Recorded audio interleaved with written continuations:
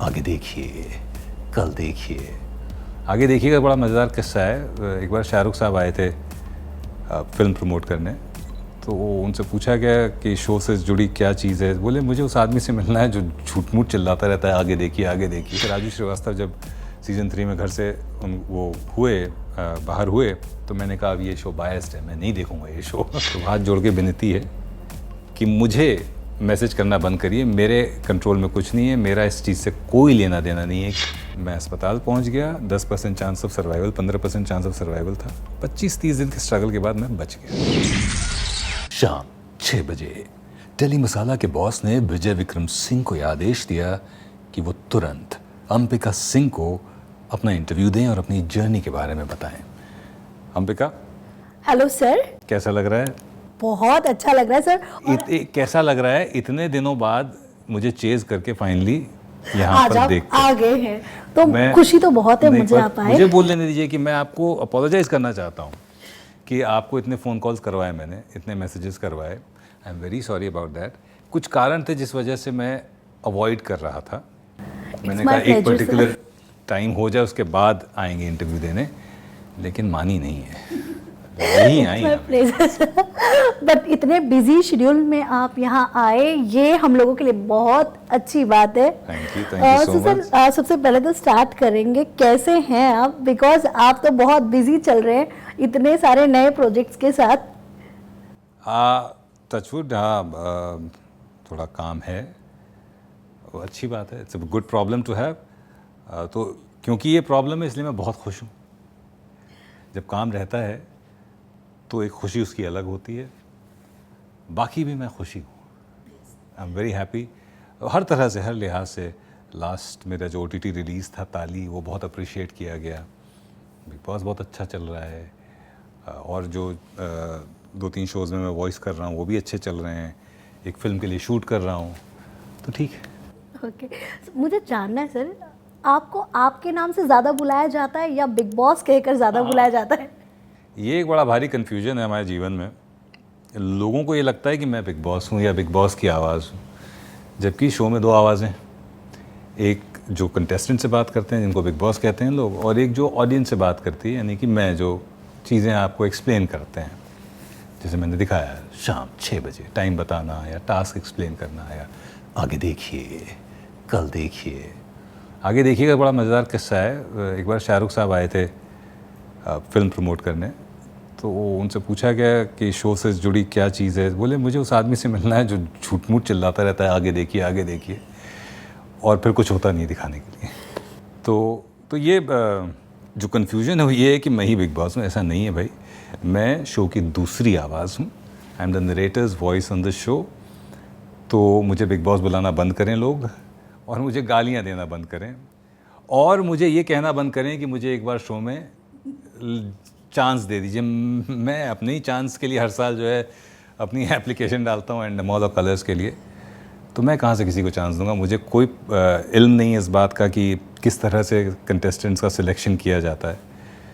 तो हाथ जोड़ के विनती है कि मुझे मैसेज करना बंद करिए, मेरे कंट्रोल में कुछ नहीं है, मेरा इस चीज़ से कोई लेना देना नहीं है कि कंटेस्टेंट कौन अंदर जाएगा कौन नहीं जाएगा। मैं अपना काम करता हूँ और बहुत खुश हूँ काम करके। ऑलरेडी 17 सीज़न चालू है। अगर मैं आपको कब ऐसे लगा कि हाँ मैं कुछ तो कर रहा हूँ? बिकॉज फर्स्ट सीज़न में ऐसे लगा होगा कि हाँ चलो शो चला, बट हिट हो गया था, बट आपको सेटिस्फेक्शन कब मिला कि हाँ मैं कुछ ऐसा कर रहा हूँ जिसकी वजह से मुझे बहुत सेटिस्फेक्शन मिल रहा है? बिकॉज खुद को सेटिस्फेक्शन मिलना ही ऐसा होता है कि हाँ हमारा काम सच में काम कर रहा है। मैं जब शो से जुड़ा तो शो बहुत बड़ा हिट था, विच वॉज सीज़न 4 2010। तो मेरा जुड़ना ही, मैंने उस तरह की खुशी नहीं एक्सपीरियंस करी है आज तक। क्योंकि एक समय आता है जब उसके एक समय के बाद आप चीज़ों के थोड़ा आदी भी हो जाते हो, थोड़ा मैच्योर हो जाते हो, तो उतना एक्सप्रेस नहीं करते हो आप। और फिर ये रियलाइजेशन भी हो जाता है कि गम और खुशी में फ़र्क न महसूस हो, जहाँ मैं दिल को उस मकाम पर लाता चला गया। तो जब 2010 में मुझे फाइनल कॉल आया था कि आपको 2 अक्टूबर से शो ज्वाइन करना है, उससे ज़्यादा खुशी न उससे पहले न उसके बाद मैंने महसूस करी है। और उसी समय इस बात का रियलाइजेशन था कि मैं एक फिनोमिनन के साथ जुड़ने जा रहा हूँ। लेकिन कितना बड़ा फिनोमिनन है वो एक्चुअली सेट पे पहुँच के पता चला। जब मैं लोनावला पहुँचा हूँ 1 अक्टूबर 2010 को, तब मुझे एहसास हुआ और वो एक सिंकिंग फीलिंग आई कि ओ माय गॉड, ये मैं टीवी पे देखता था, अब मैं इससे जुड़ने जा रहा हूँ। क्योंकि सीज़न 2 और 3 मैंने एज एन ऑडियंस देखा है और 3 को पागलों की तरह फॉलो किया है। जो इमोशंस मैं ऑडियंस को महसूस करते हुए आज देखता हूँ, जो मैसेज मेरे पास आते हैं, वो इमोशंस तब हमारे पास प्लेटफॉर्म नहीं था मैसेज करने का, पर वो इमोशन मैंने महसूस किए हैं। कि जैसे राजू श्रीवास्तव जब सीज़न 3 में घर से वो बाहर हुए, तो मैंने कहा अब ये शो बायस्ड है, मैं नहीं देखूंगा ये शो। तो वो जो टिपिकल ऑडियंस रिएक्शन होता है वो मैंने महसूस किया है, और मैं उस चीज़ को अब समझता भी हूँ क्योंकि मैं महसूस कर चुका हूँ। कभी ऐसा हुआ सर आपका पेट खराब हो गया, आप जा नहीं सकते सेट पर तो आपके बदले कौन आता है वहाँ पे? नहीं, ऐसा तो या कभी किसी तरह बीमार पड़ गए आप, या कुछ इमरजेंसी आ गई हो घर में? नहीं, क्योंकि जैसे मैंने बताया, क्योंकि मैं नरेटर हूँ शो का, तो मेरा लाइव कोई ऐसा इन्वॉल्वमेंट नहीं होता है। कई बार ऐसा हुआ है जब अब तो मैं बहुत सारी शूट करता हूँ, फिल्म भी अभी शूट कर रहा हूँ, तो कई बार सेट पे नहीं जा पाता हूँ। तो मेरा एक सेटअप है जो मैं अपनी गाड़ी में हमेशा रखता हूँ, और वहाँ से जब भी कुछ रिकॉर्ड करने के लिए आता है मैं रिकॉर्ड करके भेज देता हूँ। और ये मेरे साथ शुरू से रहा है, ये एडवांटेज एक रही है। तो ये प्रॉब्लम कभी नहीं आई। ये प्रॉब्लम ज़रूर आई है कभी कभार कि आप कहीं ऐसी जगह पे हो जहाँ नेटवर्क बहुत ख़राब है। जैसे फैमिली मैन का सीज़न 1 हम शूट कर रहे थे, ये बात है 2018 नवंबर की। शो भी चल रहा था उस समय, बिग बॉस चल रहा था, और शूट थी, वो नाइट शूट थी। 8 बजे हमारा कैमरा रोलिंग शुरू हुआ और शो का टेलीकास्ट टाइम उस टाइम था 10:30 बजे। तो काफ़ी वॉइस ओवर्स हमारे 8 से 10 के बीच में रिकॉर्ड होते हैं। जो आगे देखिए कल देखिए वाला कंटेंट है वो उसका फाइनल होता है और उस समय रिकॉर्ड होता है। और ये शूट चल रही है मीरा रोड स्टेशन के बाहर। अब मीरा रोड स्टेशन के बाहर सिर्फ और सिर्फ लोग हैं, सिर्फ और सिर्फ शोर शराबा है और शॉट चल रहा है। उसके बीच में फ़ोन आता है कि विजय मास्टर अटका हुआ है, ये वॉइस ओवर करके भेजना है तुम्हें जल्द से जल्द। तो शॉट एक टेक हो गया, तो 2 टेक के बीच में टाइम था, तो मैंने डी के सर से कहा कि मुझे कुछ रिकॉर्ड करना है। बोले कर लो जहाँ कर सकते हो। मैंने एक कपड़े की दुकान देखी पीछे, मैं उस कपड़े की दुकान में गया, उनको इंट्रोड्यूस किया मैं ये हूँ और मैं करना चाहता हूँ। तो थोड़ा सा वो अटपटा उनको लगा, लेकिन फिर भी उन्होंने अलाउ किया अपने चेंज रूम में। मैं उनके चेंज रूम में गया और वहाँ अपना सेटअप लगाया, रिकॉर्ड किया, भेजा, और फिर वो 1 घंटे में अपलोड होकर टेलीकास्ट हो गया। तो ये इतनी ही समस्या आती है, बाकी और ऐसी कोई दिक्कत नहीं आती। कभी ऐसा होता है कि जैसे अभी भी शूट कर रहे थे फिल्म सिटी में एक फ़िल्म के लिए, तो वहाँ नेटवर्क ही नहीं है, बड़ी मुश्किल से नेटवर्क मिले। तो अगर एक आध कुछ आया तो फिर टेक के बीच में एक पर्टिकुलर जगह पे जाके रिकॉर्ड करके लैपटॉप लेके वो पर्टिकुलर जगह पे जाके वहाँ मेल कर रहे हैं कि यहाँ पे नेटवर्क आ रहा है। इतनी ही समस्याएं आती हैं, इतनी लॉजिस्टिकल प्रॉब्लम्स आती हैं, बाकी तो ऐसा कोई। सो सर आपने जैसे बताया कि कपड़े की दुकान में गया, अटपटा लगा, बट मैं आपकी लाइफ से जानना चाहती हूँ, हर एक माँ बाप का सपना होता है मेरा बच्चा बड़ा होकर इंजीनियर बने, डॉक्टर बने, एक्टर बने, बट आपने जो प्रोफेशन चुना, क्या आपकी फैमिली एग्री थी? एंड आपकी लाइफ में कितनी डिफ़िकल्टीज आई आज इस मुकाम पर पहुँचने के लिए? ये मेरा फर्स्ट प्रोफेशन नहीं था, फर्स्ट चॉइस प्रोफेशन नहीं था, मुझे पता ही नहीं था इसके बारे में एक्चुअली। तो मैंने MBA किया हुआ है और मैं नौकरी कर रहा था, और मैं एक पब्लिक सेक्टर अंडरटेकिंग में था, तो गवर्नमेंट अंडरटेकिंग थी वो, तो टेक्निकली सरकारी नौकरी में था मैं। और बॉम्बे मेरी पोस्टिंग हुई थी और पाली हिल में फ्लैट वेट मिला हुआ था, 2 BHK। बॉम्बे में बड़ी बात होती है, बड़ी अच्छी नौकरी कर रहा था मैं। 29 साल की उम्र में 2005 में किसी ने कहा कि आपकी आवाज़ बहुत अच्छी है, तो मैंने कहा नहीं, मैं गा नहीं पाता हूँ। तब उन्होंने मुझे बताया कि आवाज़ के साथ ये होता है। So at the age of 29 I was introduced to the profession of, to the craft of voice acting. और उसी समय मुझे उन्होंने स्टूडियो एक्सपीरियंस भी दिया कि देखो ये स्टूडियो है, यहाँ ये होता है। वो पॉइंट था जहाँ पर मैंने रियलाइज़ किया कि अरे यार, मेरी कॉलिंग तो ये है, this is what I want to do in life. तुरंत मैंने सब कुछ नहीं छोड़ा, उसके बाद मैंने इस चीज़ पे काम किया, टू अंडरस्टैंड बिजनेस कैसे होता है, टू अंडरस्टैंड ट्रेनिंग की क्या ज़रूरत, कितनी ट्रेनिंग की ज़रूरत पड़ती है। तो मैंने वो सरकारी नौकरी छोड़ दी और मैंने एक रेडियो स्टेशन में सेल्स की नौकरी करी, just to understand the media world. और घर में नहीं बताया कि मैंने सरकारी नौकरी छोड़ दी है, कुछ समय के बाद बताया। 2-2.5 साल मैंने नौकरी करी, इस दुनिया को समझा, ट्रेन किया अपने आप को, और फिर 2009 में फाइनली अपने वाइफ के कहने पर मैंने छोड़ दी नौकरी और फुल टाइम इसको प्रोफेशन बना लिया। टचवुड उसके बाद चीज़ें चलने लगी। जहाँ तक आपका सवाल कि ये कैसे, my parents have always been very supportive. Obviously उनको बहुत बड़ा झटका लगा कि तो सरकारी नौकरी जब हमारे यहाँ लगती है ना, तो ये होता है कि भाई अब लाइफ सेट है, अब इसकी खाली शादी कर दो और रिटायर हो जाएगा और ख़त्म है काम। तो उस पॉइंट पे आप 1.5-2 साल नौकरी करके जहाँ वो सोच रहे हैं कि अब तो चलो सेट हो गया है, वहाँ वो कह रहा है कि नहीं अब मुझे प्राइवेट नौकरी करनी है और इवेंचुअली ये काम करना है। झटका लगा होगा पर उन्होंने मुझे कभी महसूस नहीं होने दिया। तो इस मामले में मैं बहुत लकी रहा हूँ कि जिन्होंने मुझे जन्म दिया, पाला पोसा इतने साल, उनको तो मेरी फितरत का अंदाज़ा था थोड़ा बहुत कि अतरंगी काम करता है। पर जो मुझसे 1 साल पहले मिली थी मेरी पत्नी, उनको भी पता नहीं कैसे मेरे अंदर ये कॉन्फिडेंस आ गया कि नहीं जो करना है अभी करते हैं। वो रिस्क था एक, but she was ready to take that risk. वो काम कर रही थी, उससे मैं नौकरी कर रही थी, उन्होंने कहा जो होगा देखा जाएगा। तो वो कॉन्फिडेंस मिल गया। तो इस मामले में जो आपका सवाल है, मैं लकी रहा हूँ कि ऐसा कोई रेजिस्टेंस नहीं, रेजिस्टेंस छोड़ी, मुझे तो सपोर्ट मिला। ऐसा भी कहा जाता है सर कि बड़ा मुकाम हासिल करने से पहले इंसान को एक ठोकर लगती है, ठोकर लगने के बाद ही वो इतना बड़ा होता है।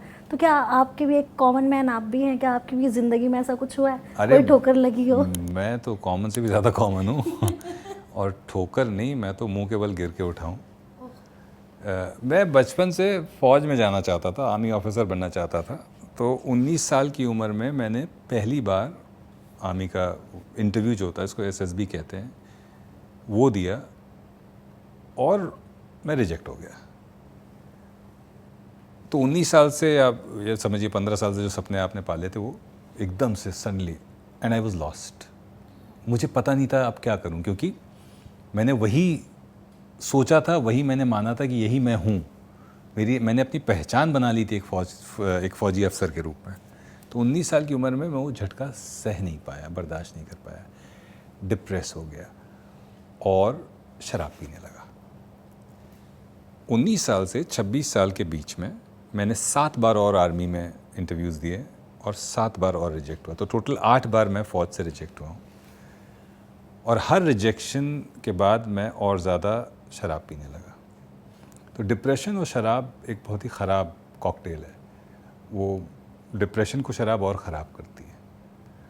इतना बुरा हाल हो गया था कि मैं सुबह उठ के, मतलब रात में पीते वक्त ये ध्यान रखता था कि इतनी छोड़ दूं ताकि सुबह उठने के बाद, लोग प्रेशर बनाने के लिए चाय पीते हैं, मैं शराब पीता था। And there is no exaggeration, मतलब ये मैंने ज़िंदगी जी है ये वाली, कि सुबह उठने के बाद भी मुझे शराब चाहिए। और मैं पढ़ भी रहा हूँ, मैंने इसी दौर में मैंने MBA भी कर लिया। इसी दौर में उस MBA को करते हुए मेरी कैंपस प्लेसमेंट भी हो गई। कहने का मतलब ये कि मैं दिमागी रूप से डिप्रेस था, ये सोच के कि मेरी लाइफ ख़राब है, जबकि कुछ नहीं था ख़राब। एक failure, just a small setback, पर मैं हैंडल नहीं कर पाया वो फेलियर। 26 साल की उम्र में मेरे पैंक्रियास फट गए, मैं अस्पताल पहुंच गया। 10% chance of survival, 15% chance of survival था। 25-30 दिन के स्ट्रगल के बाद मैं बच गया।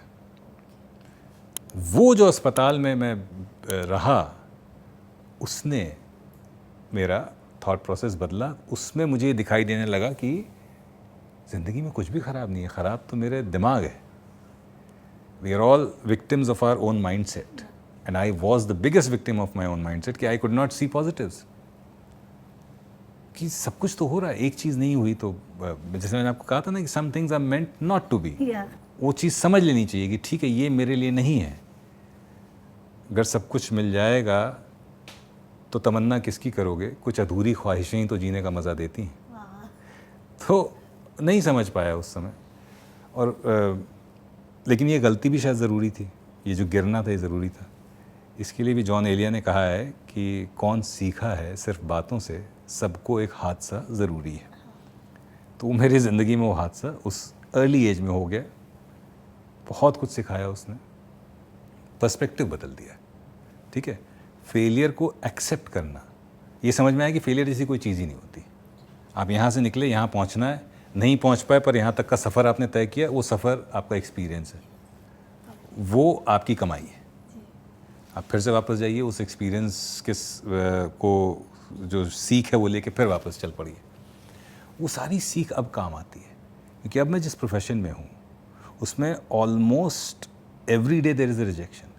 मैं किसी के पास अपनी वॉइस सैंपल भेजता हूँ, कहते हैं नहीं साहब अभी हमारे पास कोई काम नहीं है, आगे के लिए देख लेंगे। मैं तमाम ऑडिशंस मेरे पास आते हैं करने के लिए, 95% ऑडिशंस में नहीं होता है, सिर्फ 5% सक्सेस रेट है एट दिस पॉइंट। तो मैं नहीं उसके लिए छाती पीटते बैठता हूँ कि हाय मेरे को वो पार्ट नहीं मिला, हाय मेरे को वो पार्ट नहीं मिला। You understand and accept that okay it is a part of this job, पहली बात। दूसरी बात, it's not a rejection of you, it's just a rejection of the character they want, they have in their mind. मैंने special ops किया, special ops में commodore Chintamani Sharma का character किया। मैंने उसका ऑडिशन नहीं दिया था, मेरे को ऑडिशन किया गया था एक 2 सीन का एक कैरेक्टर थे, कमिश्नर थे कोई, उसके लिए, और मेरा नहीं हुआ और मुझे बड़ा दुख हुआ। एक हफ्ते बाद फ़ोन आया, सर एक और कैरेक्टर उसके लिए आपको ऑडिशन करना चाहते हैं। तो अगर आपने स्पेशल ऑप्स देखा हो तो 2 लोग हनी ट्रैप होते हुए दिखाए गए, एक मैं और एक इंटेलिजेंस ऑफिसर जो शांतनु ने प्ले किया है। मेरे को शांतनु के कैरेक्टर के लिए ऑडिशन किया गया था, उसमें भी नहीं हुआ और मतलब थोड़ा सा दुख हुआ।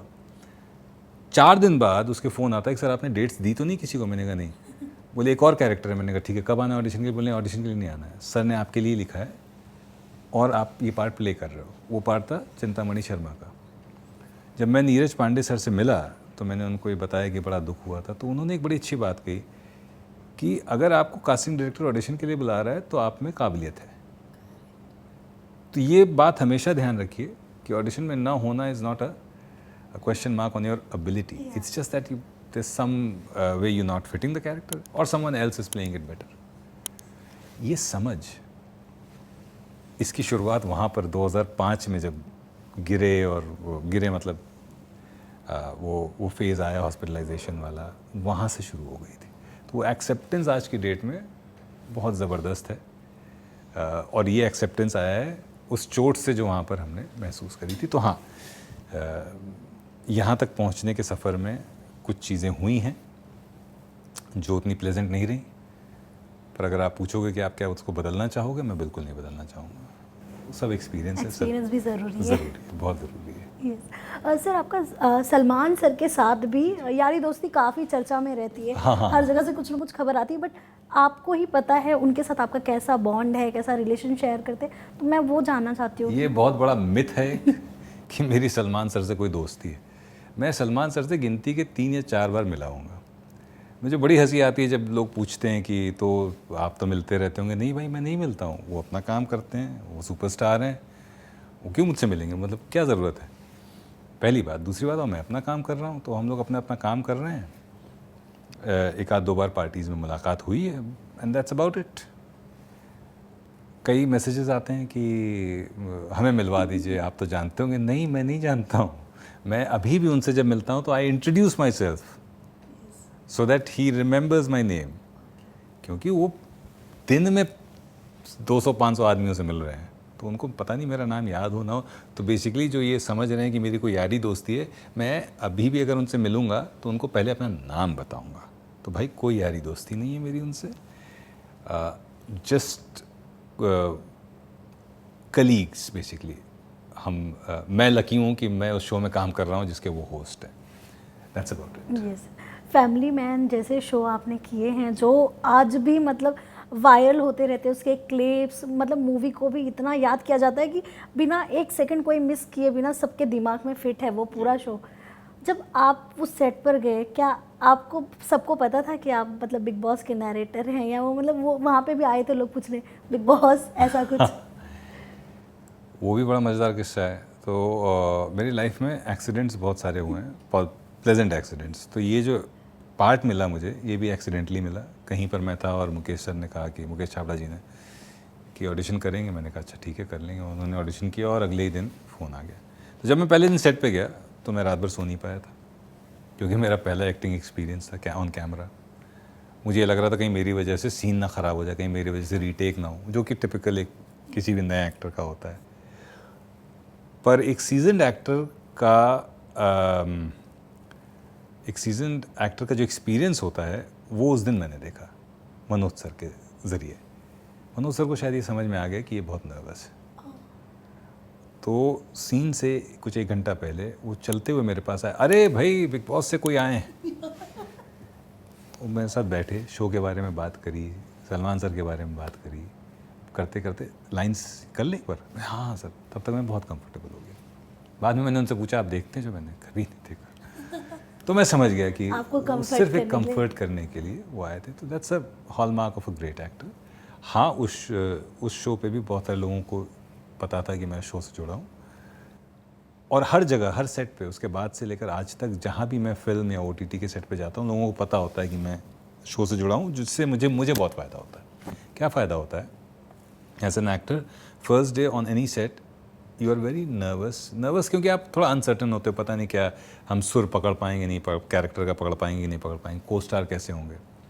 तो आइस ब्रेकिंग हो जाती है, लोग अपने पास आते हैं। जैसे मैंने एक फ़िल्म करी थी अभी रिलीज़ होगी शायद OTT प्लेटफॉर्म पे, मृणाल उसमें लीड है, हुमा कुरैशी मृणाल। तो मृणाल, मेरा पहला सीन जो उसमें था, उसमें मृणाल मेरे पास आई, sir I am happy to meet you, आप इस शो की वॉइस हैं। मैंने बताया मैं वो नहीं, मैं ये हूँ। तो she said still it's a great moment for me to meet. तो वो एक दीवार गिर गई। मैं विकी के साथ जो फिल्म कर रहा हूँ, तो विकी को पता चला, तो उन्होंने बोला तो आप बिग बॉस है? मैंने कहा नहीं। He said it's a fan boy moment for me to meet you. I said no, I am not that person, so who are you? I said I am this person. फिर मैंने उनके कान में बोले sir still a fan boy moment for me. तो वो फिर ice break हो जाती है। तो बहुत फ़ायदा होता है शो से जुड़े हैं आप, इस बात का पता जब सेट पे चल जाता है तो आपकी परफॉर्मेंस एनहेंस हो जाती है। क्योंकि एक वॉल जो होती है, एक आइस ब्रेक, एक जो वॉल होती है वो गिर जाती है, ice breaking happens immediately almost. ताली में भी आपके काम को काफ़ी सराहा गया।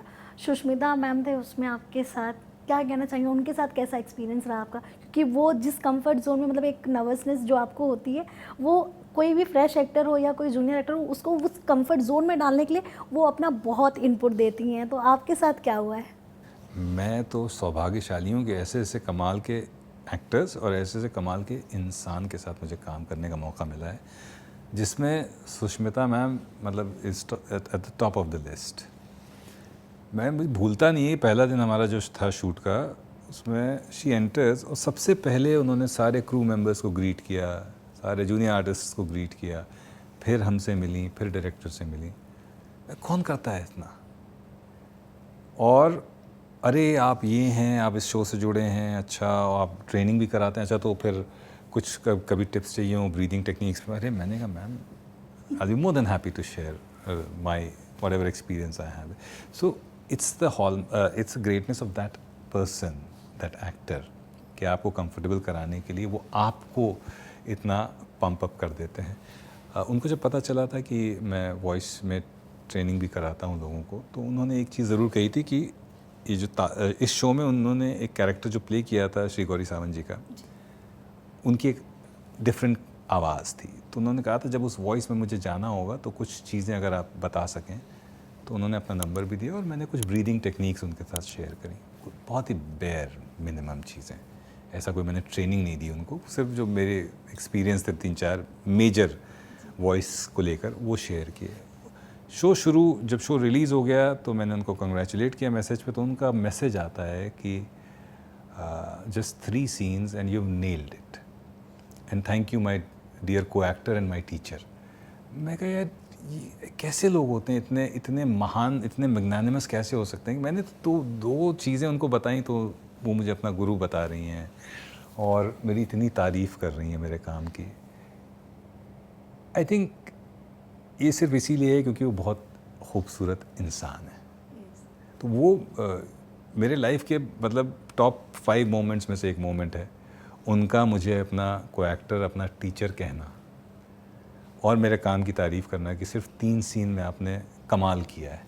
सो सर सुष्मिता मैम के साथ तो काफ़ी अच्छी आपकी यादें बन गई जी, हैं। जी, जी। वी होप कि आप आगे भी कई फिल्मों में उनके साथ दिखे, और ऑलरेडी आपके पास इतने प्रोजेक्ट्स तो है ही। बात करेंगे, अगर इतने सीजन्स आपने कर चुके हैं, मैं ऐसे तो नहीं बोलूँगी क्योंकि हर माँ बाप को अपने हर बच्चे से प्यार होता है, बट अगर मैं आपकी बात करूँ, कौन सा सीज़न आपने इतना सारा किया है, आपका फेवरेट कौन सा है?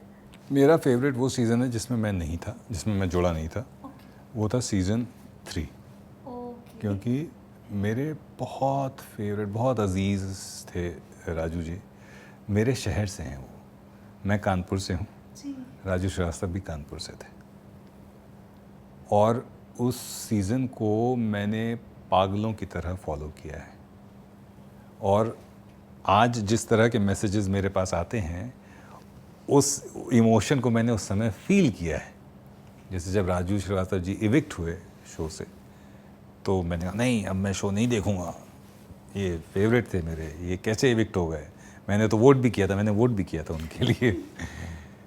तो मेरा फेवरेट, आज तक का फेवरेट, जो मैं कभी नहीं भूल सकता, वो है सीज़न 3। और अब क्योंकि आप इतने साल से जुड़े हो और आपको एक इम्पार्शल तरीके से दर्शकों तक मैसेज पहुंचाना होता है, तो आई थिंक नज़रिया बदल गया है। अब आप अगर देखते भी हो तो you just watch it as content, और उसमें आप बेहतर क्या कर सकते हो उस लिहाज से देखते हो। तो ये जो सवाल है, ये मेरे लिए बहुत मुश्किल है इससे मैं आंसर करना, कि सीज़न 4 से अब तक का फेवरेट कौन सा होगा। सीज़न 4 के पहले, मतलब अगर 1 से 17 की बात करें तो सीज़न 3 हैंड्स डाउन, और फिर सीज़न 2। सीज़न, इन दोनों सीज़न से बेहतर मुझे नहीं लगता मैंने कोई देखा है, कोई कंटेंट टेलीविज़न पर देखा है। सो जब शुरू में आपने ज्वाइन किया होगा, तो जो मैसेजेस आ रहे होंगे आपको डीएम में, वो आपके लिए बहुत नया रहा होगा, कि मतलब कुछ लोग अपना गुस्सा निकाल देते हैं, कुछ लोग प्यार भी बरसाते हैं, बट आपके लिए तो वो सब नया था। तो कोई ऐसा कमेंट जो आज तक आपके दिमाग में फिट हो, मतलब कोई चीज़ आपको बुरी लगी हो या बहुत अच्छी लगी हो? उस समय जो नया नया जब शुरू हुआ था, तब देखिए, मतलब जब मैं नया नया जुड़ा 2010 में, तब सोशल मीडिया इतना स्ट्रांग नहीं था, तो इतने ऐसा कोई मैसेज नहीं मिलते थे। अब बहुत बदल गया है, प्यार भी मिलता है, और जो कन्फ्यूजन है कि मैं ही बिग बॉस हूँ, उस वजह से बड़ी गालियाँ भी पड़ती हैं। माना कि मैंने इस सीज़न की शुरुआत में भी एक बड़ा सा पोस्ट डाला था, ये क्लैरिफाई करते हुए कि भाई देखिए, मैं बिग बॉस नहीं हूँ, मैं शो का नरेटर हूँ, शो की दूसरी आवाज़ हूँ। पर मुझे लगता है वो पोस्ट पढ़ा नहीं किसी ने। क्योंकि अभी भी जब कोई कंटेस्टेंट आउट होता है, तो एक ही चीज़ कॉमन होती है, मेरे डीएम में गालियाँ। अच्छा, अभी मैंने कमेंट सेक्शंस ऑफ कर दिए, तो लोग बड़े स्मार्ट हैं। अगर मैं किसी के साथ कोलैबोरेट करके वो कोलैबोरेशन एक्सेप्ट कर लेता हूँ, तो उनको पता है कि कोलैबोरेशन वाले में कमेंट किया जा सकता है, तो कोलैबोरेशन वाले में टैग करके मुझे कमेंट करते हैं कि क्यों निकाला बे उसको। मतलब ऐसी ऐसी बातें, ऐसी ऐसी गालियाँ, जिसके बारे में मैं बात भी कर चुका हूँ पहले भी कुछ इंटरव्यूज़ में, जिसका बतंगड़ बन गया था। किसी ने, जो मैंने ये बातें बताई कि गालियाँ पड़ती हैं, पर इसका मतलब ये नहीं कि कोई धमकी देता है, पर किसी ने एक आर्टिकल छाप दिया कि साहब वो थ्रेट मिल रहा है, और फिर वो आर्टिकल लोगों ने पिकअप कर लिया, और कई सारे लोगों ने वही छाप दिया कि बिग बॉस। बट ये थ्रेट के पीछे का सर राज क्या है, ये आप ये बता सकते हैं? क्या सच में कोई ऐसा थ्रेट मिलता है, या फिर यूजुअली जो लोग देखते हैं ऑडियंस, वो गालियाँ वगैरह, मतलब वो तो आर्टिस्ट को देते हैं, यहाँ तक कि किसी को नहीं छोड़ते आज की जो ऑडियंस है अपनी, क्योंकि ये बहुत एक्सेसिबल हो गया है लोगों तक पहुँचाना अपनी चीज़ें। जी, थ्रेट तो ऐसा कुछ नहीं, बातें अजीब अजीब गंदी और गालियाँ। सो सर, क्या आपने जो भी आपको डीएम करते हैं लोग, क्या आपने कभी इंटरेक्शन किया वो लोगों से? कई बार। एक्चुअली मैं कानपुर से हूँ, तो कानपुर वाले फितरतन थोड़े बदमाश होते हैं, तो कई बार जो गालियाँ आती हैं, तो मुझे मन करता है कि मैं थोड़ा कनपुरिया अंदाज में उनको रिप्लाई करूँ, पर थैंकफुली मैंने आज तक नहीं किया है। बड़े ही सभ्य तरीके से मैंने उनको रिप्लाई किया, और मैंने ये महसूस किया कि अगर मैं सभ्य तरीके से रिप्लाई करता हूँ, तो उनको अपनी गलती का एहसास हो जाता है। एक आध बार मैंने किसी को बोला, भाई क्यों अपने संस्कार ख़राब कर रहे हो, गाली मत दो, मैं ये हूँ, मुझे गाली दे के कोई फ़ायदा नहीं। एंड दे रिस्पॉन्ड सेइंग कि सॉरी सर, हमारी इंटेंशन ये नहीं थी, बट हमारा ये मैसेज था जो पहुंचाना था। तो मैं उनको बताता हूँ कि भाई मैं मैसेंजर नहीं हूँ, मैं किसी का मैसेज किसी को नहीं पहुंचा सकता। आपको कोई मैसेज देना हो तो कलर्स और इसकी वेबसाइट है, वहाँ जाइए, वो जो भी मैसेज है आप पास ऑन करिए। मेरे ज़रिए नहीं हो सकता, और मुझे गाली दे के तो बिल्कुल नहीं हो सकता।